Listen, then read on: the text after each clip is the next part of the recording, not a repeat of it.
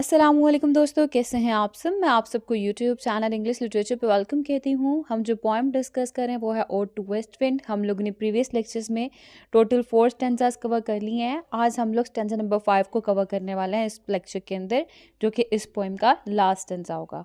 तो previous lectures अगर आपने नहीं सुने, मैं आपको रिकमेंड करूँगी पहले आप वो सुन लें, ताकि आप पोएम को सीक्वेंस के साथ ईजीली अच्छे से अंडरस्टैंड कर सकें। आपको प्रीवियस लेक्चर्स के जो लिंक हैं वो डिस्क्रिप्शन में मिल जाएंगे। तो एनी हाउ, टाइम को वेस्ट किए बगैर जो हमारा लास्ट स्टेंजा है करते हैं शुरू, विच इज स्टेंजा 5। इस स्टेंजा के अंदर ना हम लोगों को सेंस ऑफ फ्रस्ट्रेशन नज़र आएगी कि शैले जो है बड़ा ही फ्रस्ट्रेटेड फील कर रहे हैं अपनी लाइफ के अंदर। उनकी जो लाइफ थी, अगर आपने उनकी मेलनकली के बारे में पढ़ा हो, पर्सनल मेलनकली थी कि उनकी life full of like Soros थी, ग्रीफ थी, उन्होंने बहुत से दुख फेस किए अपने बचपन से लेके बड़े होते तक। उनके कोई अच्छे दोस्त नहीं बने थे। तो वही चीज़, वही फ्रस्ट्रेशन हम लोगों को इसके अंदर नज़र आएगी। साथ ही साथ हम लोगों को इसके अंदर डिस्पोंडेंसी भी नज़र आएगी, यानी कि लैक ऑफ वो होना, करेज होना, इतना करेज ना होगा, डिजेक्शन सा फील होना, डिजेक्टेड सा फील करना। चलिए, इस वर्ल्ड को हॉस्टाइल वर्ल्ड कंसीडर करते थे, अनसिम्पथेटिक वर्ल्ड कंसीडर करते थे। और इस अनसिम्पथेटिक और हॉस्टाइल वर्ल्ड के अंदर वो बहुत ज़्यादा फ्रेंडलेस और अलोन फील करते होते थे। लेकिन जहाँ पे ये डिस्पोंडेंसी की बात कर रहे हैं, लैक ऑफ फेथ की, लैक ऑफ होप की बात कर रहे हैं, करेज की बात करें कि करेज भी कुछ नहीं है, लेकिन इन सब चीज़ों के साथ साथ ही वो जब पोएम की एंडिंग करेंगे ना, पोएम की बहुत ही ज़्यादा ऑप्टिमिस्टिक वे में एंडिंग करेंगे, जो कि बहुत ज़्यादा इम्पॉर्टेंट लाइन है, which is if winter comes can spring be for behind. यानी कि अगर विंटर आ गया है, विंटर सिंबलाइज करता है डेथ को, सोरोस को, डिके को, डिस्ट्रक्शन को, बैड ओमन को, ठीक है, पैसिमिज्म को, हर चीज़ जो बुरा होना, डिस्करेजमेंट को। तो मतलब हर नेगेटिविटी की साइड जो है ना वो विंटर के अंदर फॉल करती। तो कहता है अगर विंटर आ गया है, ठीक है, तो क्या दोबारा स्प्रिंग नहीं आएगा? स्प्रिंग दूर थोड़ी है, विंटर के बाद स्प्रिंग भी आएगा। यानी कि अगर बैड टाइम आया तो good time is not for, good time दूर नहीं, गुड टाइम भी आएगा, अच्छा वक्त भी आएगा। एवरीवन विल लिव हैप्पीली, मैं खुद भी एक अच्छा वक्त गुजारूंगा। पोइट इस स्टैंजा में ये कहने वाला है। तो anyhow, line by line analysis देखते हैं। कहता है, make me the lyre even as the forest is, what if my leaves are falling like its own. अब यहाँ पे पोइट जो है ना वो वेस्ट विंड से कह रहे हैं कि वो विंड इस पोइट को अपना लायर बना ले। यानी विंड के गीत गाने वाला। लायर बेसिकली एक इंस्ट्रूमेंट होता है, म्यूजिकल इंस्ट्रूमेंट, और इस इंस्ट्रूमेंट को हवा में रखा जाता है, तो ये हवा से अपने आप इसके स्ट्रिंग जो है ना वो बजते रहते हैं, अपने आप जो इसका जो म्यूज़िक है वो प्रोड्यूस होता रहता है, ट्यून्स प्रोड्यूस होती रहती हैं। तो यहाँ पे वो ही कह रहा है, कहता है कि मुझे एक लायर बना लो, मैं एक लायर बन जाऊँगा, यानी कि एक हार्प बन जाऊँगा, एक म्यूज़िकल इंस्ट्रूमेंट बन जाऊँगा, तो जो विंड है वो मुझे ऑटोमेटिकली बजाती रहेगी। यानी ये एक इंस्ट्रूमेंट होगा, तो वेस्ट विंड जो है इसके ऊपर अपने म्यूज़िक बजाएगी, जिस तरह से वेस्ट विंड ने फॉरेस्ट के अंदर ट्रीज़ की ब्रांचेस के ऊपर अपने म्यूज़िक बजाए थे। इसको पावर प्रोवाइड करेगी जैसे कि वहाँ पे पावर प्रोवाइड की थी, क्योंकि वेस्ट विंड इसके गीत बजाएगी, इसके गीत हमेशा बजते रहेंगे, इस इंस्ट्रूमेंट को हमेशा यूज़ किया जाता रहेगा। तो इससे क्या होगा, इसके कहता नो मैटर, कोई फ़र्क नहीं पड़ेगा अगर इसके अपने लीव्स गिर जाएं, यानी कि पोइट बूढ़ा हो जाए, कोई फ़र्क नहीं पड़ने वाला, जबकि इसको वेस्ट विंड पावर प्रोवाइड करती रहेगी, इसके गीत बजाती रहेगी, इसको हार्प बना लेगी अपना। फिर कहता है, the tumult of thy mighty harmonies will take from both a deep autumnal tone, sweet though in sadness। यहाँ पे दिखाया गया कि जो स्पीकर है और जो ट्री है फॉरेस्ट के अंदर, वो दोनों ही डिके हो रहे हैं। जो ट्री है वो अपने पत्ते खोता जा रहा है, और जो पोइट है, यानी कि जो यहाँ पे हमारे पास अभी राइटर की लाइंस में दिखाया जा रहा है, जो पोइट है, जो स्पीकर है, वो अपनी लाइफ के अंदर गिरता जा रहा है, बोर्ड डाउन बाय लाइफ, उसकी ज़िंदगी आहिस्ता आहिस्ता झुकती जा रही है। लेकिन कहते ये फ़र्क नहीं पड़ता, कब? विंड के होने से फ़र्क नहीं पड़ता, क्योंकि विंड जो है अगर इनको बजाती रहेगी, क्योंकि ये हार्प बन जाएगा, ये एक लायर बन जाएगा, और दरख्तों पे जो पत्ते हैं वो, कहते हैं जब ये दोनों विंड का इंस्ट्रूमेंट बन जाएंगे और विंड इन दोनों को बजाती रहेगी, तो they will make sweet melancholy autumnal music. ठीक है, वो ऑटोमिनल टोन क्रिएट करेंगे, वो स्वीट और क्या कहते हैं मेलनकलिक म्यूज़िक प्रोड्यूस करेंगे, ये हमेशा बजते रहेंगे, they will be live for ever. Sorry, alive for ever. यानी एक और पर्सपेक्टिव में देखा जाए तो जो लीव्स गिरते हैं वो कब गिरते हैं? ऑटम के सीज़न में गिरते हैं। ऑटम के सीज़न में जब लीव गिरते हैं तो मतलब लीव डिके हो रहे होते हैं। तो कहता है जैसे फॉरेस्ट में ऑटम का सीज़न आया है, लीव डिके हो रहे हैं, वैसे ही मेरे पे भी ऑटम का सीज़न आया है, उसका मुझ पे भी इम्पैक्ट हो रहा है, मैं भी डिके होता जा रहा हूँ, ख़त्म होता जा रहा हूँ।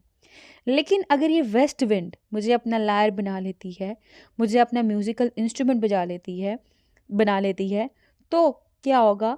मैं इस विंड से डिके नहीं होऊँगा, और इस विंड से जो फॉरेस्ट है वो भी डिके नहीं होगा, क्योंकि जब ताज़ा हवाएं चलती हैं, विंड की खूबसूरत हवाएं चलती हैं, तो उन खूबसूरत हवाओं से दरख्तों पे पत्ते उगाते हैं, वो अपना हवाओं से गीत गा रहे होते हैं। बिल्कुल वैसे ही मेरी भी इस ताज़ा हवा से, अगर ये हवा मुझे अपना लायर बना लेती है, म्यूज़िकल इंस्ट्रूमेंट बना लेती है, तो मुझ पे बजती रहेगी, तो मैं भी दोबारा से फ्रेश होता जाऊँगा, मैं भी डिके या डेथ की तरफ नहीं जा पाऊँगा।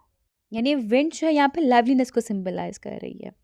फिर आगे पोएट कहता है, be thou spirit fierce, my spirit be thou me, impetuous one. Sorry, it's impetuous. Impetuous कहते हैं कि वो चीज़, कोई भी चीज़ सोचे समझे बगैर कर देना। तो अब यहाँ पे पोएट जो है ना, उसकी डिमांड चेंज हो गई है। वो कह रहा है जी विंड को कि मैं अब तुम्हारा इंस्ट्रूमेंट बनने के बजाय मैं चाहता हूँ मैं तुम्हारा ही हिस्सा बन जाऊँ। मैं पोएट कहता है he wants the wind's fierce spirit, वो विंड की स्पिरिट बनना चाहता है। ठीक है, वो विंड के अंदर इंडल्ज होना चाहता है, और कहता है मैं बिल्कुल हर लिहाज से विंड के साथ यूनाइट होना चाहता हूँ, और मे बी इवन मैं अपने स्पिरिट को विंड के स्पिरिट के साथ रिप्लेस करना चाहता हूँ कि मेरी स्पिरिट विंड तुम ले लो। फिर कहता है drive my dead thoughts over the universe like withered leaves to quicken a new birth. तो यहाँ पे वो अपने थॉट्स को डेड लीव्स के साथ कंपेयर कर रहा है, क्योंकि वेस्ट विंड चली थी तो क्या हुआ था, जितने भी डेड लीव्स थे वो उड़ गए थे, दरख्तों से उतर के जगह जगह बिखर गए थे, फैल गए थे, हर जगह फैल गए थे वो। और उसके बाद फर्टिलाइजेशन का प्रोसेस हुआ था और ज़मीन से नए पौधे उगे थे और दरख्तों पे नए पत्ते आना शुरू हुए थे। बिल्कुल वैसे ही वो कह रहा है विंड को कि मुझे भी एक तूफान की तरह मेरी सोचों को हर जगह फैला दो, drive my dead thoughts over the universe, हर जगह फैला दो मेरी सोचों को। कि इससे क्या होगा कि हाँ, अगर मेरी सोचें भी डेड लीव्स की तरह गार्बेज हैं, लेकिन गार्बेज के साथ क्या हुआ था बाद में, डेड लीव्स गार्बेज बन गए थे, उसके बाद फर्टिलाइजेशन हुई थी ना। तो कहता है इसके बाद क्या होगा, इसके बाद फर्टिलाइजेशन होगी कुछ अच्छी जगह पे। मतलब अगर मेरी सोचें जो हैं वो अच्छी सोचें नहीं हैं, कुछ हद तक तो अच्छी काम करेंगी ना, तो इनको जगह जगह फैला दो ताकि बेटरमेंट आए, ताकि अच्छाई आए, ताकि अच्छा फर्टिलाइजेशन हो। To quicken a new birth यानी कि एक अच्छा चेंज आना, ठीक है, समथिंग बेटर होना, कुछ अच्छा होना। और वो क्या कह रहे हैं यहाँ पे कि उसकी जो डेड थॉट्स हैं उनको भी इन हवाओं के साथ जगह जगह फैला दो, जैसे उन हवाओं ने इन डेड लीव्स को फैलाया था। और उससे क्या होगा, क्विकन अ न्यू बर्थ, उससे एक न्यू बर्थ होगी, समथिंग बेटर प्रोड्यूस होगा। ठीक है, these thoughts can fertilize something better, कुछ अच्छा फर्टिलाइज कर देंगे ये सोचें। जैसे कि हमने बताया था ये जो पोइम है रेवोल्यूशनरी पोइम है, बिल्कुल वैसे यहाँ पे रेवोल्यूशनरी आइडिया हम लोग को नज़र आ रहा है। फिर उसके बाद ये कहता है and by the incantation of this verse. Incantation कहते हैं मैजिकल स्पेल की चैंटिंग करना, उसको गुनगुनाना।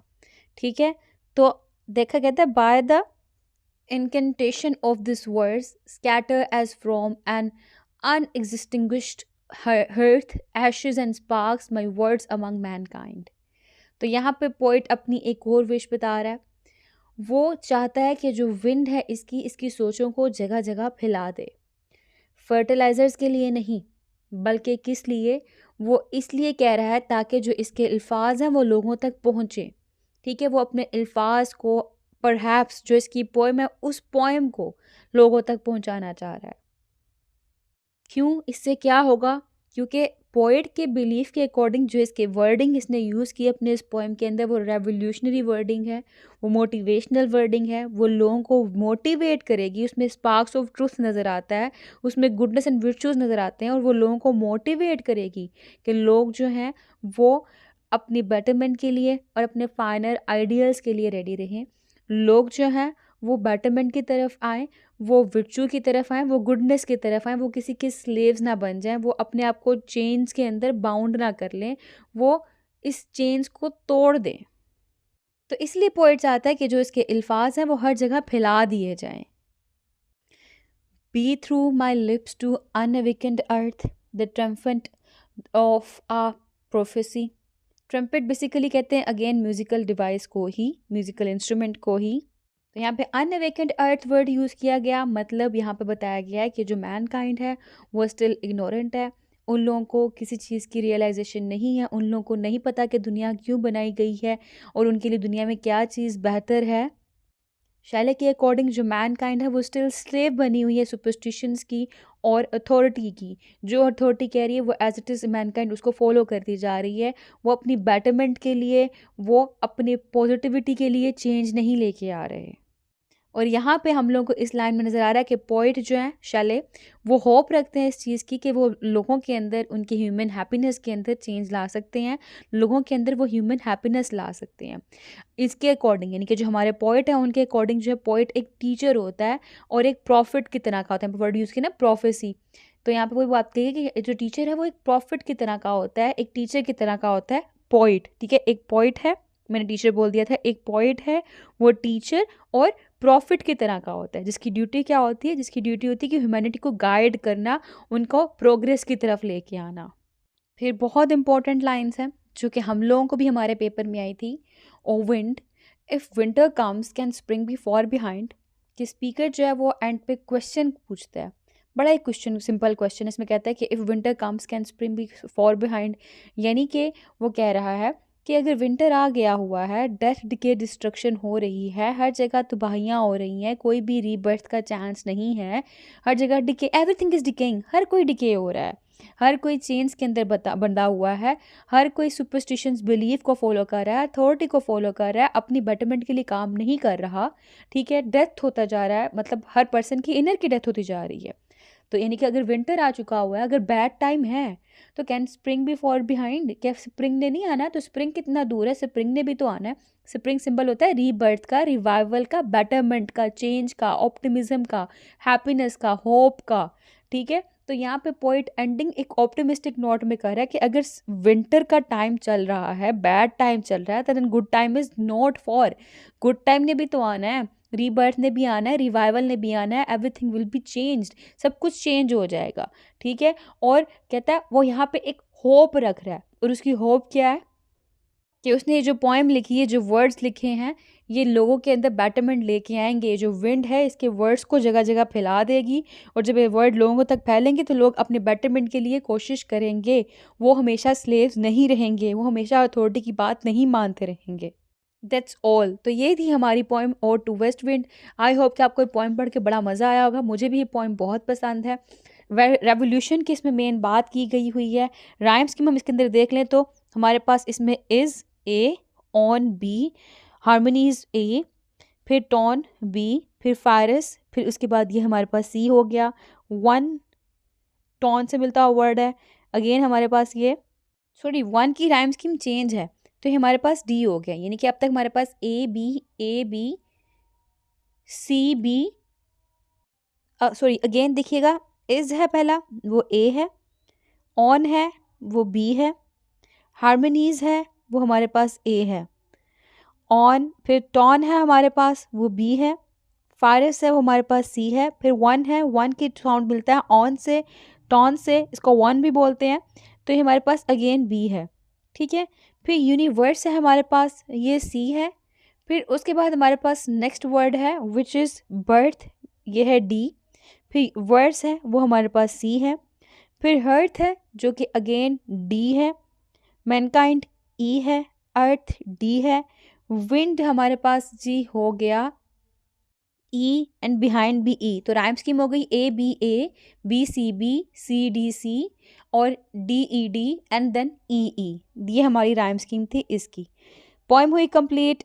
Congratulations and thank you for watching this video. Video पसंद है, वीडियो को लाइक भी करिएगा, हमारे चैनल को सब्सक्राइब करना मत भूलिएगा। Stay tune with us, take care.